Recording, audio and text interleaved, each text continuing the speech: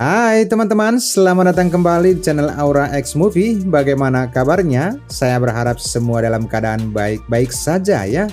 Kembali saya akan mereview sebuah film yang berkisah tentang seorang gadis muda dan cantik yang rela ditanam benih oleh seorang pria sekaligus menyewakan rahimnya. Dia harus melakukan itu karena tuntutan ekonomi dan melunasi utang keluarganya. Dan setelah dia melahirkan, bayi menjadi milik si pria.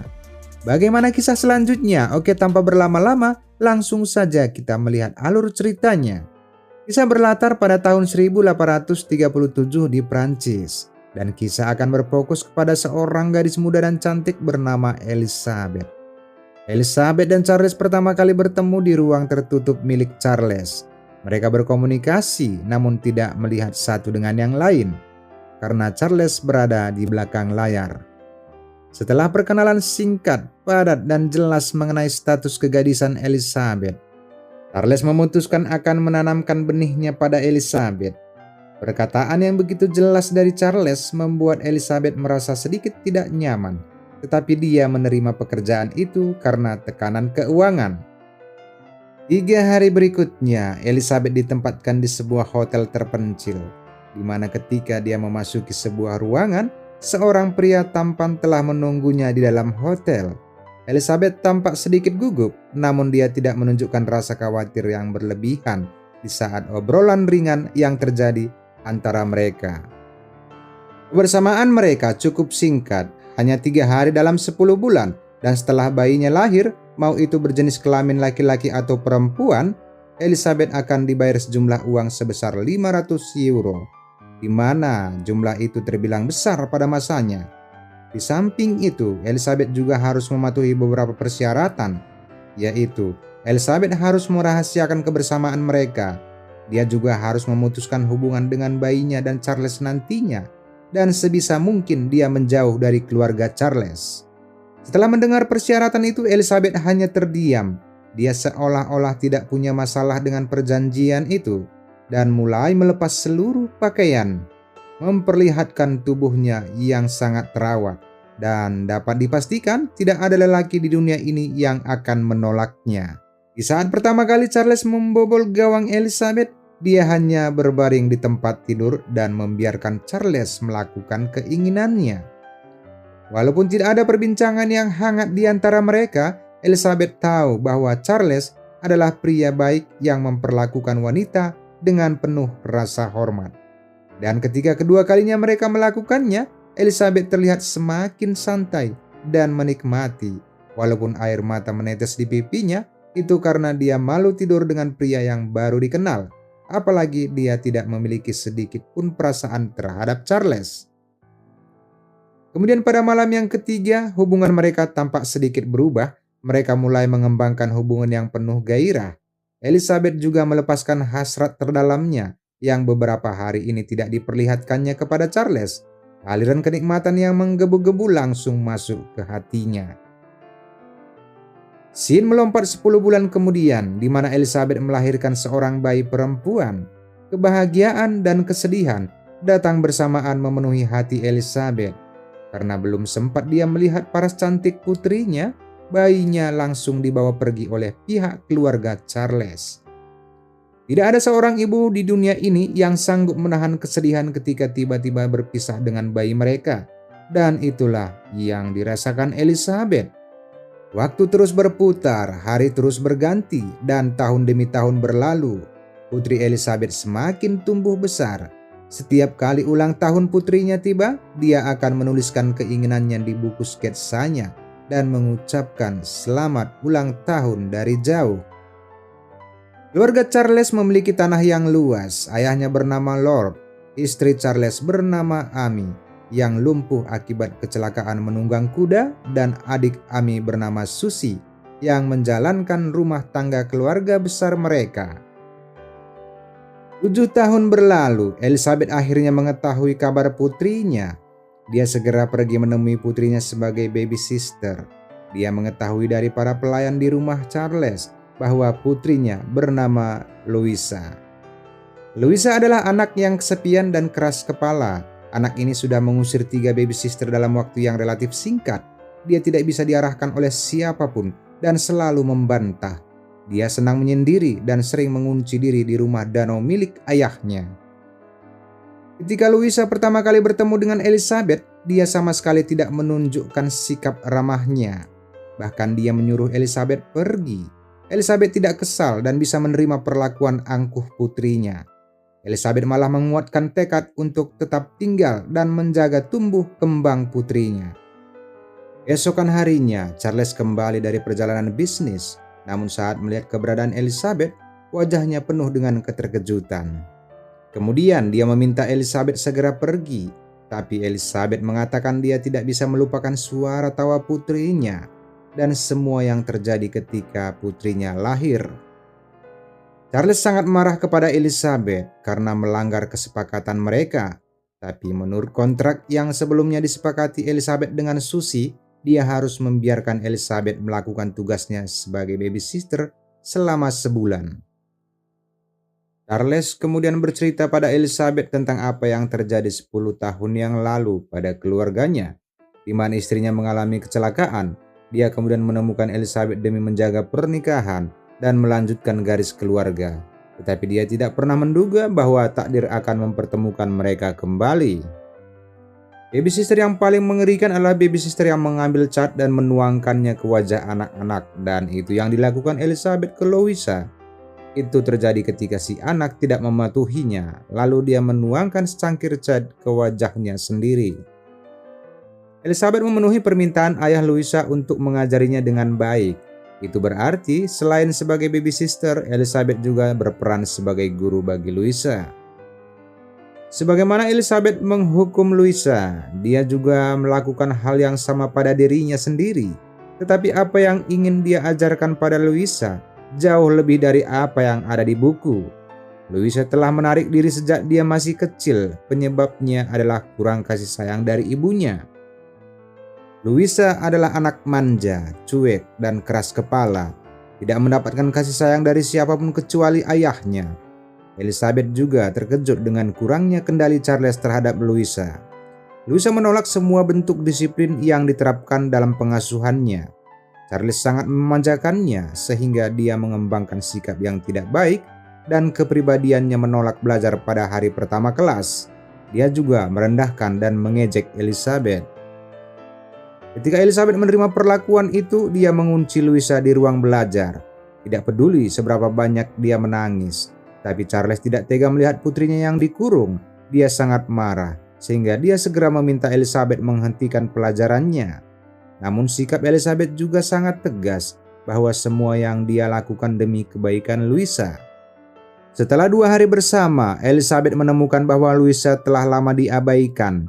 Louisa juga tidak memiliki kemampuan untuk mengenali dirinya sendiri. Elizabeth tahu bahwa ini sulit, namun ini akan membantu Louisa asalkan dia belajar untuk mematuhinya terlebih dahulu. Untuk meyakinkan Charles, Elizabeth berjanji tidak peduli hukuman apa yang diterima Louisa, karena dia juga akan menghukum dirinya sendiri bersama Louisa. Hal itu membuat Charles menyerah dan menghibur putrinya beberapa patah kata sebelum pergi. Elizabeth mengatakan kepada Louisa apa yang dia suruh harus dia lakukan. Louisa memberontak dan tidak mau makan. Elizabeth juga melakukan hal yang sama. Elizabeth mendengar Louisa mengutuknya, namun dia sama sekali tidak masalah dengan mulut pedas putrinya. Setelah beberapa waktu, Louisa perlahan-lahan lelah oleh perlakuan Elizabeth. Dia mulai tertarik pada kartu di atas meja yang ditempatkan Elizabeth. Elizabeth memanfaatkan kesempatan itu dan segera mulai mengajarinya beberapa kata dasar dan tata bahasa. Lalu Elizabeth membawanya ke dalam sebuah cerita tentang kehidupan. Dan Louisa mulai mendengarkan dengan sangat hati-hati perkataan Elizabeth. Elizabeth memberitahunya kebenaran yang kejam dalam sebuah siklus hidup.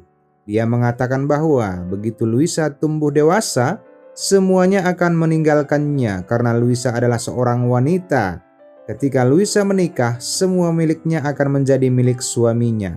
Louisa akan kehilangan segalanya, tetapi ada satu hal yang tidak dapat diambil oleh siapapun darinya, yaitu pikiran.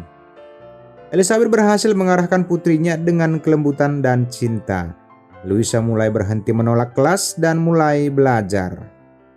Charles bersyukur melihat pertumbuhan putrinya, dan sementara Elizabeth perlahan mengembangkan kepribadian yang berbeda, semacam kasih sayang satu sama lain. Di malam hari, Charles datang ke tempat tidur istrinya dan menceritakan apa yang ada di pikirannya.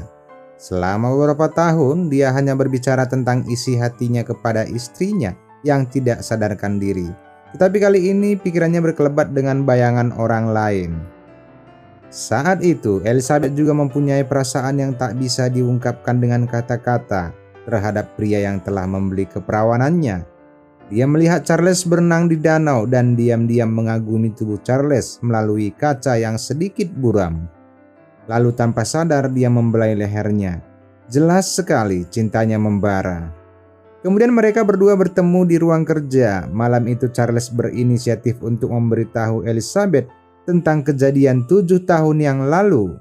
Dia ingin memberitahu Elizabeth dengan penuh keyakinan untuk menahan perasaannya dan mengatakan masa lalu sudah berlalu. Itu tidak akan pernah terjadi lagi.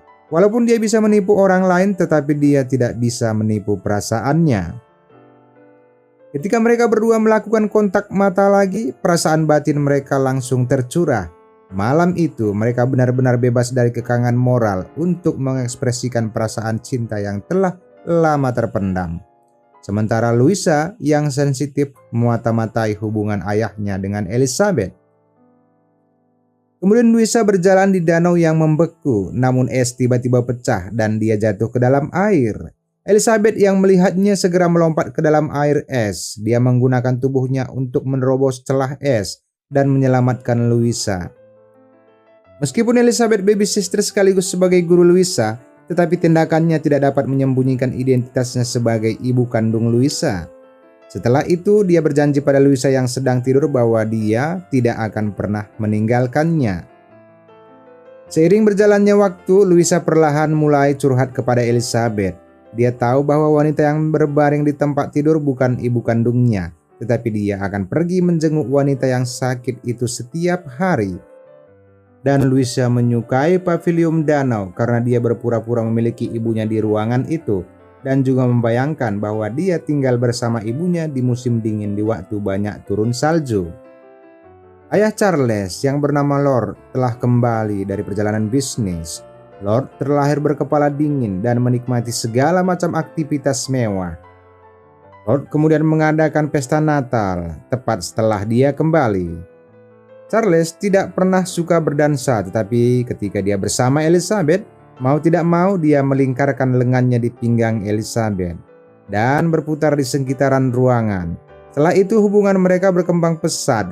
Kadang-kadang Charles bahkan ingin membawa dia dan putrinya pergi bersamanya. Tetapi Charles adalah pria yang sudah menikah dan pewaris keluarga. Dia memiliki tanggung jawab besar di pundaknya dan tidak akan membiarkan dirinya memiliki pemikiran yang tidak realistis. Esokan harinya, sebuah kelompok tamu tak diundang tiba di perkebunan. Bisnis Charles dalam masalah, dia harus menjual segalanya untuk melunasi pinjaman. Di mana selama 10 tahun istrinya lumpuh, perkebunan itu menjadi lebih seperti penjara bagi semua orang. Charles memang mencintai istrinya, tapi dia tidak pernah memikirkan apakah istrinya ingin hidup seperti itu. Dia sudah mencintai istrinya yang berbaring selama 10 tahun. Atau mungkin dia juga menyakiti istrinya selama 10 tahun karena membiarkannya tetap berbaring di tempat tidur. Dia kemudian memadamkan api dalam keadaan tersiksa, lalu dia membuka semua pintu dan jendela, meninggalkan tubuh istrinya yang terekspos selimut. Dia berjanji akan membalas budi kepada Tuhan dan berdoa agar Tuhan menjaga istrinya. Lalu angin malam yang dingin dan menusuk ke tulang dengan cepat merenggut nyawa istri Charles. Dengan meninggalnya Amy istri Charles, adik Amy bernama Susie mengaku semakin dekat dengan Charles. Namun ketika di pemakaman Amy, Susie menyadari kedalaman perasaan Charles terhadap Elizabeth. Elizabeth kemudian mengetahui bahwa Charles sengaja membebaskan penderitaan Amy. Kemudian mereka berdua merasa sangat bersalah. Tapi walau bagaimanapun hanya itu yang bisa mereka lakukan, dan mungkin itu jalan yang terbaik bagi istrinya Charles. Segera setelah itu, Louisa memeriksa kamar Elizabeth dan menemukan jurnal bergambar yang didedikasikan untuk putrinya yang tak lain adalah Louisa. Akhirnya, Louisa menyadari bahwa Elizabeth adalah ibu kandungnya, tetapi dia tidak mengerti mengapa Elizabeth akan merahasiakannya. Di samping itu, Louisa akhirnya tahu bahwa Elizabeth menjualnya seharga 500 euro. Namun Louisa tidak masalah dengan itu semua, apalagi Elizabeth menghasilkan banyak uang. Yang membuatnya bahagia sekarang, dia telah bertemu dengan ibu kandungnya. Di akhir cerita, mereka saling memaafkan atas kesalahan yang terjadi. Keluarga ini meninggalkan rumah keluarga besar Charles dan pergi dengan kereta kuda untuk mencari kehidupan baru. Ini adalah akhir dari cerita film kehidupan. Waktu memang bisa menyembuhkan segalanya, namun yang penting adalah melepaskan yang tidak perlu. Jika kita bersikeras berpegang pada masa lalu, kita izinkan kerusakan terus berlanjut dan rasa sakit semakin bertambah. Charles dan Louisa sama-sama melakukan hal bodoh dengan melarikan diri dari keadaan.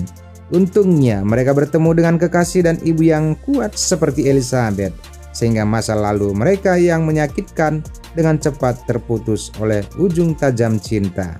Cerita berakhir di sini dan film pun selesai. Oke teman-teman, itulah alur cerita kali ini. Semoga terhibur dan semoga hari kalian selalu menyenangkan. Terima kasih telah menonton. Jangan lupa subscribe dan share video ini jika kalian suka. Dan sampai jumpa di video berikutnya.